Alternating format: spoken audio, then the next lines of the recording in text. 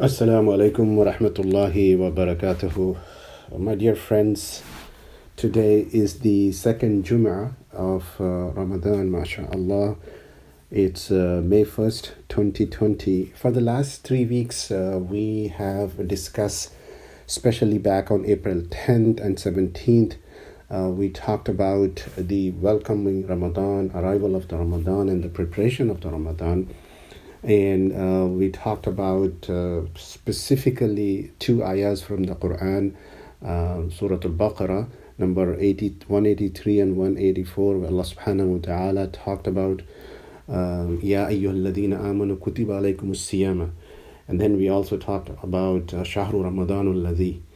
And then on April 24th, when the Ramadan, first day of Ramadan, last Jum'ah, Friday, we talked about, we reflected on the one of the most important part of Ramadan ibadah is Tarawih. So we talked at length about the Tarawih prayer on April 24th, last Friday, specifically mentioning Tarawih as Sharful Mu'min, that Allah subhanahu wa ta'ala gives the izzah and the honor and recognition for people who pray Tarawih every single night, Tahajjud or Qiyamul Layl, Salatul Witr, in the month of Ramadan. This morning, today, Jum'ah, I wanted to, the second Jum'ah of Ramadan, the blessed Ramadan, mashallah, we are enjoying with families and friends in the community. We want to first thank Allah subhanahu wa ta'ala for completing the first week of Ramadan. Allah subhanahu wa ta'ala has been very kind to all of us for giving us the life and the opportunity to remember Him, to observe fasting and pray Tarawih, Qiyamul Layl, and recite Quran during this month. So we are really grateful to Allah subhanahu wa ta'ala. So this morning I wanted to reflect on the foresight of our Prophet sallallahu alaihi wasallam 1400 plus years ago.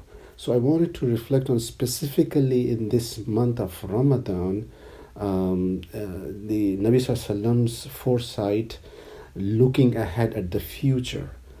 In fact, I wanted to begin with this dua of Nabi sallallahu alaihi wasallam when he was in the battle of Badr, on the day or the morning of the battle before it began. He stood up and he raised his hands to Allah subhanahu wa ta'ala, and he said, Allahumma in tahlika hadhihi al-isaba min ahli al-islam la ta'budu fil ard, saying that, oh Allah, this small band of people that you see here, if they are destroyed, pointing to Sahaba, which were a very small number compared to the Meccan army, that he was saying that if these people are destroyed, Ya Allah, you will not have anybody to worship you. Very profound dua. And Allah subhanahu wa ta'ala sent down his support to Nabi sallallahu alaihi wasallam. And I want to come back to that, but I think it's profound to remember that this is the month of remembering Allah subhanahu wa ta'ala, getting close to Allah subhanahu wa ta'ala. And this is a month of activism. This is a month of doing things beyond fasting and doing the Tarawih prayer. And then this takes me actually to the early days of Islam, when Nabi sallallahu alaihi wasallam, one year when 6 people from Medina, Yathrib, came to Mecca. Only 6 people came to Mecca because it was the time of the season of the Hajj, and they met Nabi sallallahu alaihi wasallam, and they embraced Islam, they accepted Islam, and then they went back. And then the following year, they came back again with 6 additional people. Now you have 12 people who came from Yathrib or Medina, and they again met Nabi sallallahu alaihi wasallam, and then they gave an oath of allegiance to him. So now you have 12 people. And the following year, they came back to Nabi sallallahu alaihi wasallam and said, we are requesting you to send somebody with us to Medina to spread Islam and talk about this new religion of Islam to people in Medina. So Nabi Sallallahu Alaihi Wasallam sent two people. One is Musab bin Umar, and the other one was the great Sahabi Abdullah ibn Maktoum was sent to Medina. And then the following year, they all came back with about 60 to 70 people. And they all met Nabi Sallallahu Alaihi Wasallam in Mecca, and they embraced Islam.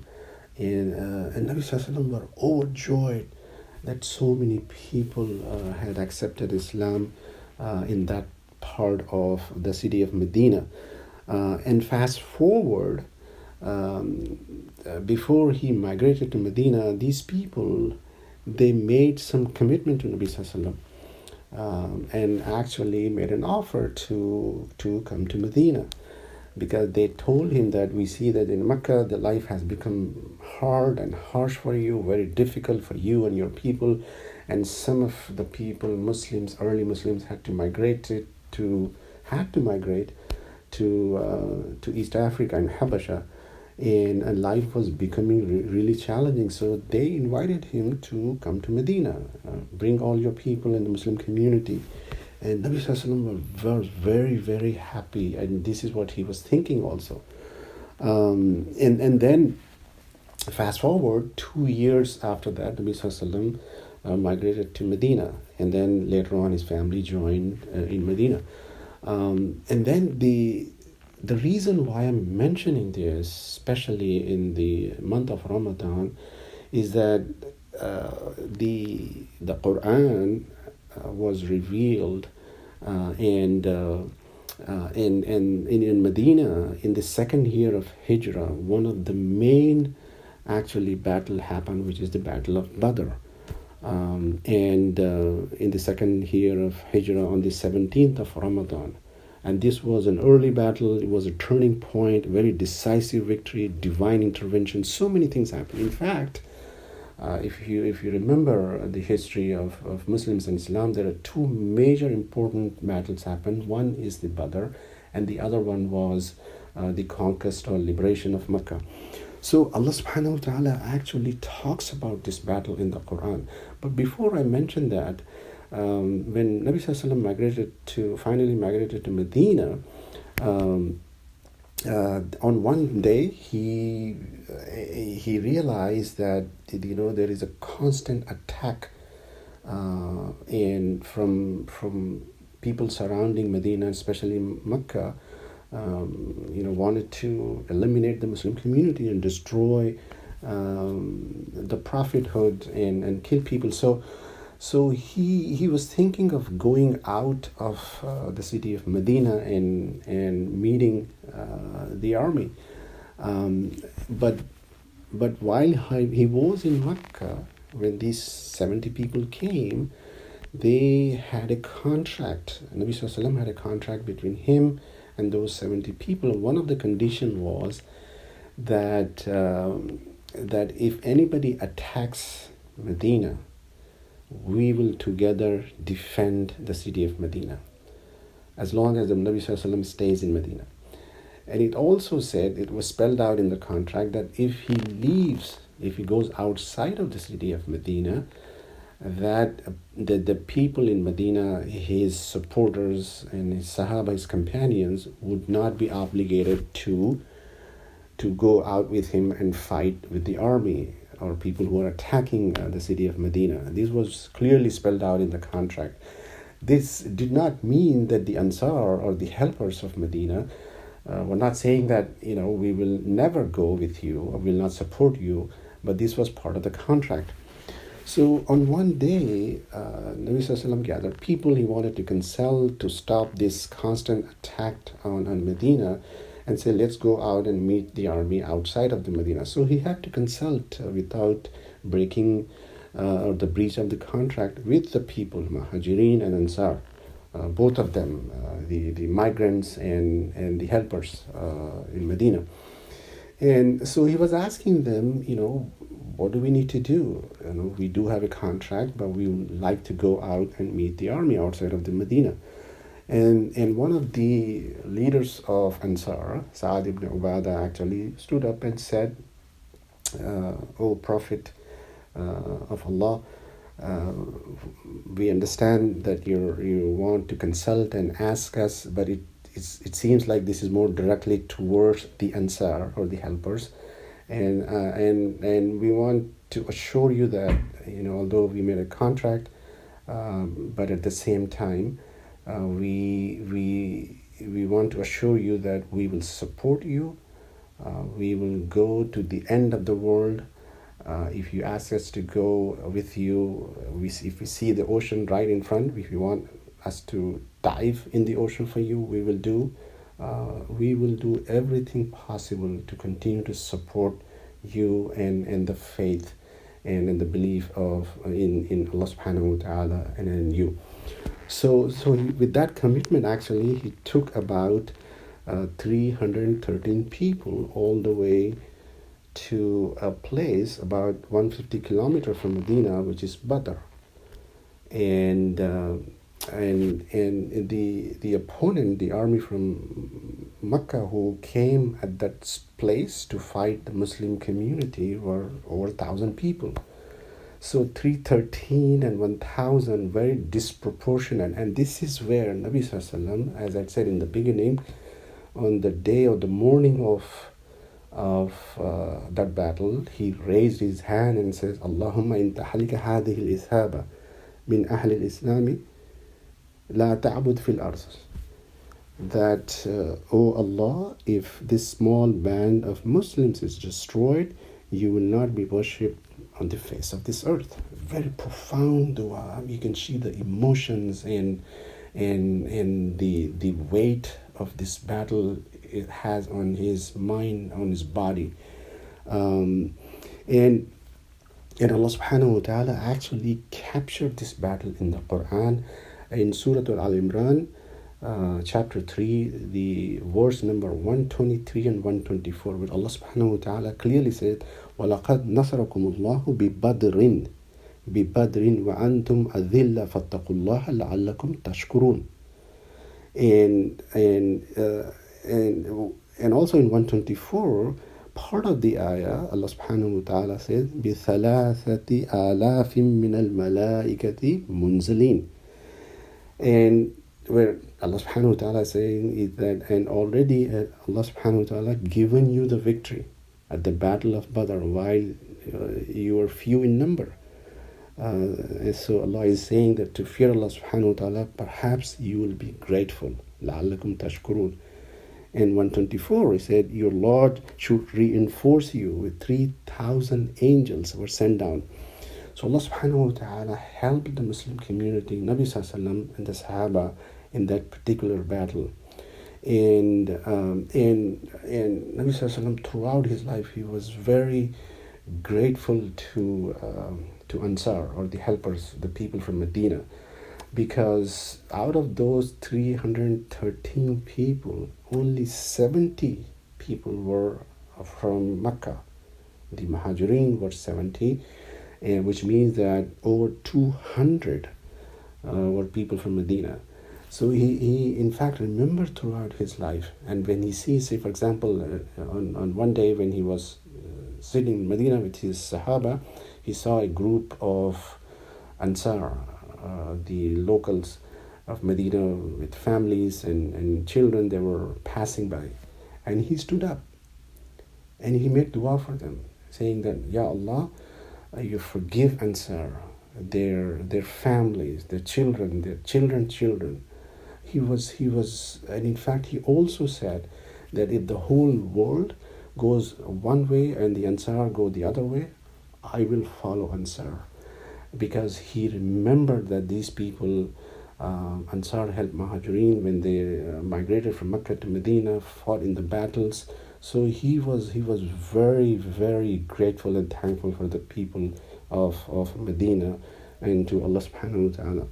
My dear friends, the reason I mention this story of the early days of Islam, with 6 people to 12 to 70, and the Battle of Badr, particularly in the month of Ramadan, and the decisive victory of the Muslim community.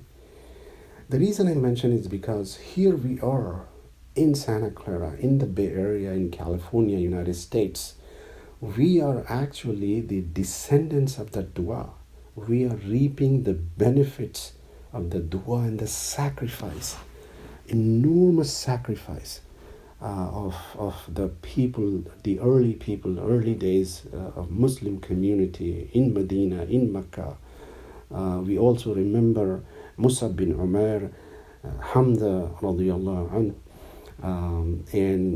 and so many other Sahaba who fought with Nabi Sallallahu Alaihi Wasallam, gave their time, energy, talent, and the life itself. So we cannot forget, as we build our community in the United States, in the Bay Area, in the California, Allah has given us enormous talent, amazing education, tremendous wealth, and great skill set. So we, as Musab bin Umar, who from Mecca went to Medina as an ambassador of Islam, you and I, we are all the ambassadors of Islam in this community, in the California, in the United States. So we need to realize our position, our role in the community. We have so much to offer, and we cannot restrict our talent, our resources only to the Muslim community. We need to go beyond Muslim community and benefit, try to benefit with our time, again, with our skill set, with our education, with our experience, to the entire communities in the Bay Area, in the California, in the United States, because Allah has blessed us with so many things. So I wanted to remind all of us that that as Muslims, as we are in shelter in faith, shelter in place, in Ramadan, we are home, most of us. We thank Allah subhanahu wa ta'ala for this blessing, and we cannot forget this, that what Allah has given us. There are a number of people, especially now as we see millions of people have lost their jobs. Here in the United States, we are reading in the newspapers over 30 million people, and maybe more this week. So it is incumbent upon us that we stand up, we rise as the ambassadors of Islam, and try to help people who need food, who need our help around us. If we are, in a situation or position to employ people, to think about offering jobs and opportunities and training to everybody, not again restrict only to Muslims, because our faith, our belief in Nabi Sallallahu Alaihi Wasallam and Allah subhanahu wa ta'ala needs to radiate in our communities. Again, as the ambassadors of Islam in this Mubarak month of Ramadan, let's go out and do really, really greater good in the community, because we are supposed to do this, and that this is the best time, that in this hardship of coronavirus, as people are suffering, as people are looking forward to the leadership, people are looking forward to improve their lives. So we ask and pray Allah subhanahu wa ta'ala to give us the wisdom and the tawfiq as Muslims, individuals, as families, as a community, to become really a source of benefit to the society around us, inshaAllah. Jazakumullah khairan. Wassalamu alaikum wa rahmatullahi wa barakatuh.